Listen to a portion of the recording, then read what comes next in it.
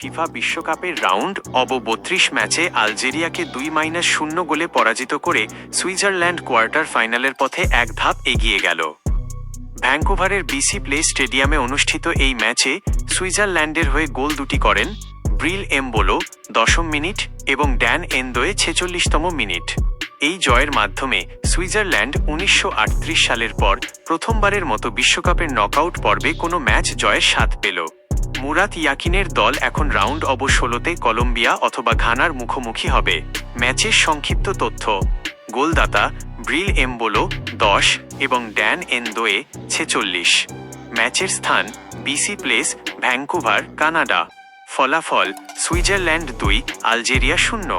Switzerland তাদের দুর্দান্ত form অব্যাহত রেখে এবারের বিশ্বকাপে এখনও অপরাজিত রয়েছে।